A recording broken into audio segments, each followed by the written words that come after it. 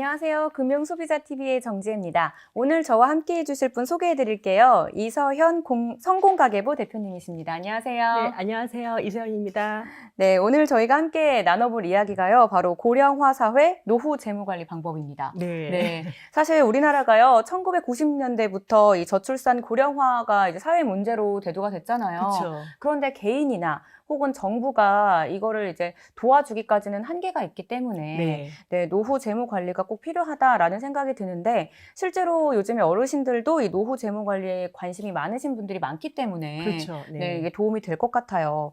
좀 어떻게 하면 좋을까요?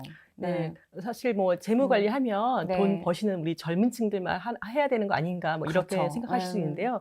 사실 돈 안 버실수록 이 재무 관리 더욱 필요합니다. 전체 인구에서 65세 이상이 7% 이상이면 고령화 사회고요. 그다음에 14% 이상이면 고령 사회. 그다음에 20% 이상이면 초고령 사회라고 합니다. 근데 우리나라가 작년 2018년도에 65세 이상 인구가 약 14%로 고령 그 사회에 진입을 했거든요. 그래서 이게 수명이 길어지지 않습니까? 그 수명이 길어지니까 사용하실 수 있는 자산이 고갈될 위험도 있고, 그다음에 이 소득이 발생이 안 되기 때문에 그 노인분들이 그 심적으로 불안하고 또 건강도 악화될 수 있기 때문에 많은 리스크가 발생할 수 있거든요. 그래서 이 노후 재무 관리가 더욱 필요합니다. 그래서 저는 그 노후 재무 관리 방법을 한 5가지 정도로 정리를 해봤는데요. 5가지요? 그래서 첫 번째는 뭐 이건 젊은 분들도 다 동일하게 해당되는 얘기인데요. 근데 그 자산과 부채를 점검을 해서 재무 상태를 일단 진단을 해보셔야 되는데요. 즉 본인이 가지고 있는 자산에서 부채를 뺀 것을 순자산이라고 하거든요. 그래서 이 순자산이 얼마인지 한번 확인을 해보시고, 그 다음에 부채가 있으시다면 부채를 없애는 계획도 좀 세우셔야 되고. 일단은 현실 파악을 확실히 해야 된다 이 말씀이시네요. 그렇죠. 그래서 또 이 갖고 있는 자산이 뭐 벽돌 빠지듯이 없어지는지 아니면 조금씩이라도 늘어나는지 이런 것을 좀 확인을 해봐야 됩니다. 그리고요. 그리고 두 번째는 매월 들어오는 그 수입과 지출 상태를 일단 파악을 해봐야 되는데요. 수입이 안정적으로 들어오는 게 굉장히 중요하지 않습니까? 그럼요. 그래서 이 노후 소득을 지속적으로 계속 발생시킬 수 있는 대표적인 것이 연금이 있는데요. 그래서 이런 연금 시스템을 만드는 것이 가장 중요하고요. 그다음에 우리 그 어르신들이 지출을 하시는 게 대부분 뭐 의료비라든가 또 이렇게 좀 친구분들과의 교제를 위해서 여행이라든가 이런 걸 많이 쓰시는데요. 그래서 이런 지출을 소득의 범위에서 하고 있는지 또 질병이나 그런 상해에 대한 위험을 관리하고 있는지 또 저축은 하시는지 또 자산 증식을 위한 투자는 또 하시고 있는지 이런 것들을 좀 점검을 해봐야 됩니다. 지금 말씀해 주신 것처럼 노후에 이렇게 연금같이 매월 발생하는 소득을 만드는 것이 얼마나 도움이 많이 되겠어요. 그렇죠. 자식보다 낫다고 하잖아요. 든든하잖아요. 그런데 이 노후에도 저축과 투자를 계속 해야 하나 이거에 대한 고민은 있으실 것 같아요.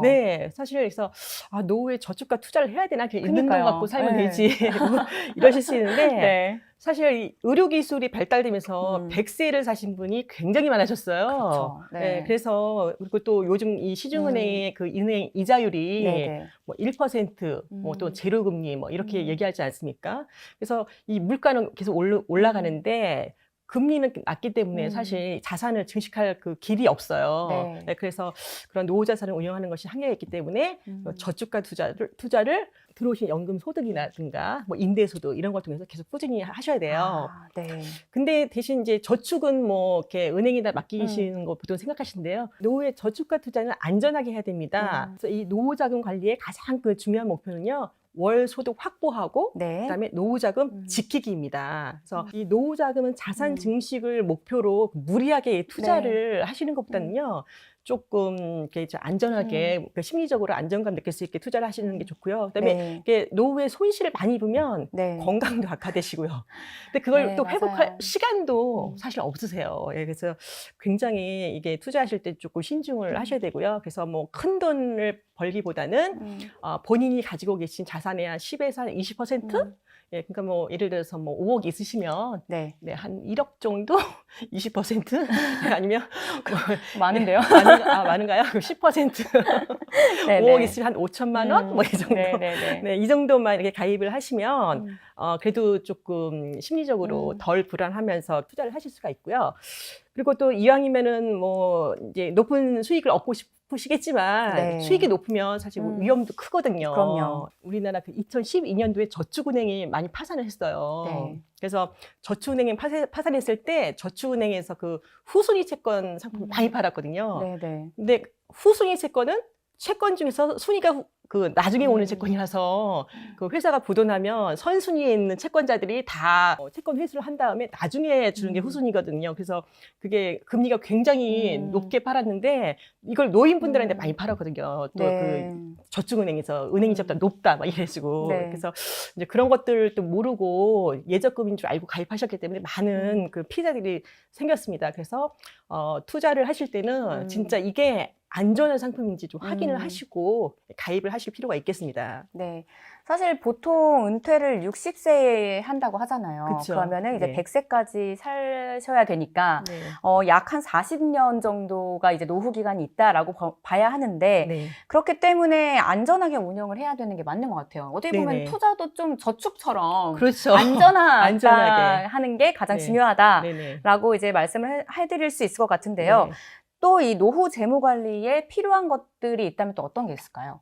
네. 세 번째 필요한 거는 네. 노후 자금이 얼마가 필요할까 한번 계산을 한번 해보시는 게 좋을 것 같습니다. 네네. 그래서 그 우리나라 그 부부의 은퇴 생활비가 2016년도 기준으로 매월 한 약 230만 원이 필요하다고 합니다. 부부가요? 네네.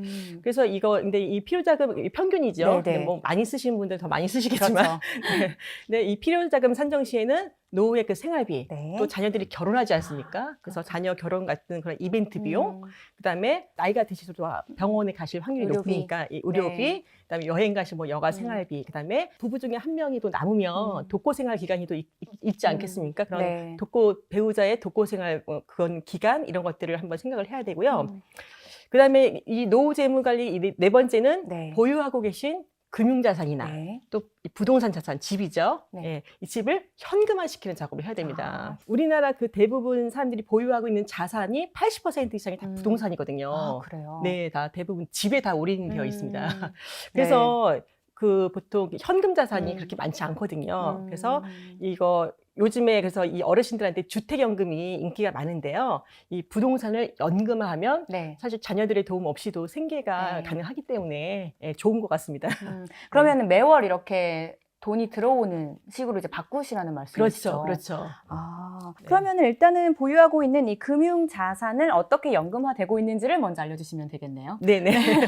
그래서 뭐 가지고 계신 네. 목돈이 뭐 예를 뭐 5천만 원이든 1억이든 이런 걸 가지고 계시면 나이가 드시면 자녀들이 이렇게 성장하면서 사업을 한다고 사업 자금을 해달라고 정말 언제까지 자식들인지 이렇게 하는 경우가 네. 굉장히 많거든요. 네네. 그래서 이 갖고 계신 그 금융자산을 해약도 안 되는 한번 연금으로 수령하면 해약도 안 되는 네. 그런 상품들이 있거든요. 그래서 네네. 자식들이 달라고 해도 못 주는 거.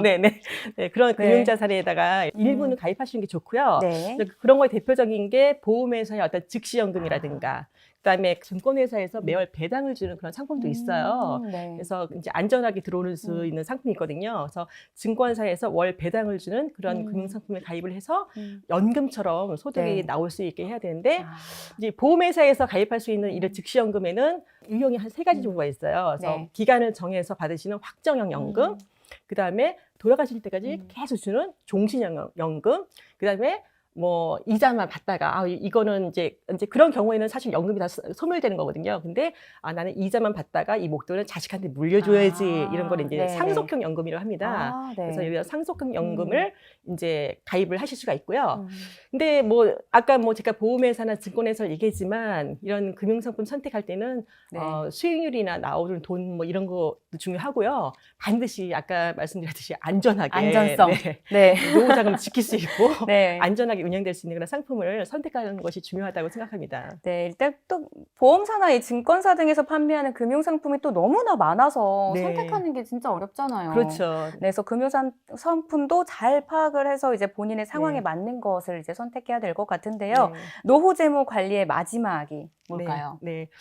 사실 노후 재무 관리 마지막은 사망을 대비하시는 것 아니겠습니까? 네네. 네, 사람은 누구나 죽으니까요. 그렇죠. 네, 그래서 이 사망을 대비해서 배우자나 자녀들한테 미리 증여하거나 아니면 그 상황이 발생을 대비해서 이런 증여세나 뭐 상속세 같은 세금 문제를 조금 대비를 하시는 게 좋고요. 네. 그다음에 재산을 나누는 거에서 가족 간에도 불화가 그렇죠. 요즘 많이 생기잖아요. 네네. 그래서 그런 것들에 대해서 좀 예방하실 수 있는 그것들을 좀 미리 생각하시면 좋겠습니다. 네. 그래서 이 특별히 이 세금 문제에서는 상속세는 그 상속 시점의 전체 자산을 네. 돌아가신 분의 전체 자산을 갖고 그 세금을 내는 거고요. 네네. 증여세는 받은 사람이 자기가 받은 것만큼 갖고 세금을 내는 거거든요. 네네. 네, 그래서 사실 이 증여의 시기나 증여받은 자산의 규모에 따라서 그것들을 계획을 세우면 절세를 할 수가 있어요.